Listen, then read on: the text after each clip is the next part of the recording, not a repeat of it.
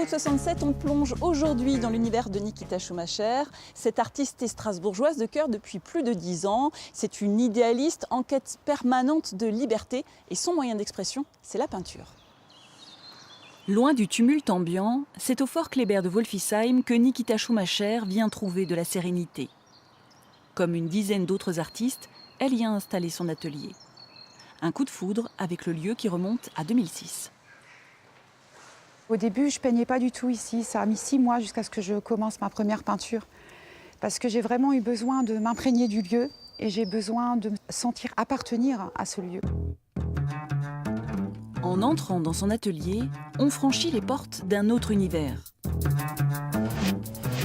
Nikita nourrit son monde intérieur de pastels, pigments, huile de lin et autres résines, jusqu'à le faire ressortir sur la toile.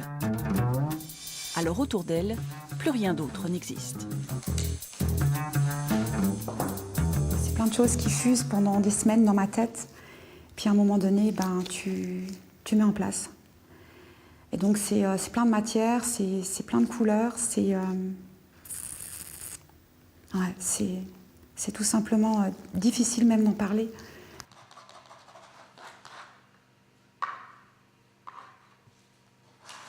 J'adore tout ce qui touche la terre, la nature, les arbres. Et je suis une grande fumeuse, cigarette, plus le cigare.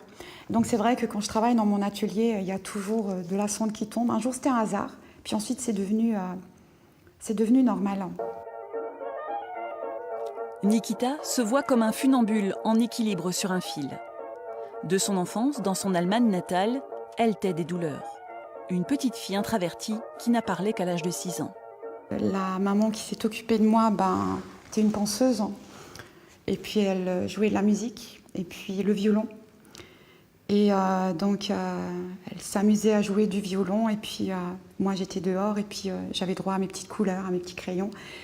Et elle m'a aussi montré que tout ce qui se trouve dans la terre, ça peut aider à peindre.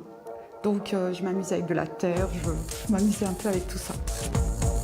Elle s'est essayée à tous les styles, graphes, tags, minimalisme, a fréquenté les milieux underground, travaillé pour des théâtres.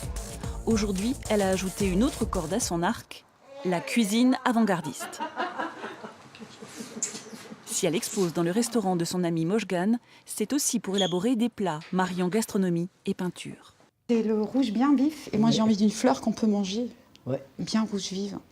Alors géranium, tu peux manger du géranium. Ensuite, tu vois, ce côté chocolat, j'aimerais trouver une matière toute fine, mais qui aurait pas le goût de chocolat. Peau d'aubergine grillée, voilà. Ah, c'est bien, j'adore quand tu... C'est une passionnée un peu comme moi, donc voilà, il y a une relation qui s'établit comme ça, et après elle a fait un accrochage, elle a fait venir du monde qui ont mangé, donc après il y a d'autres partages.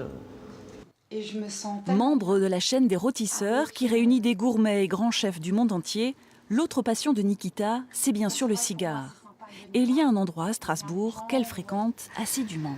Oh là là, tu m'as gardé plein de petites choses. Ah oui. J'ai déjà mon petit sachet. Exactement, comme d'habitude.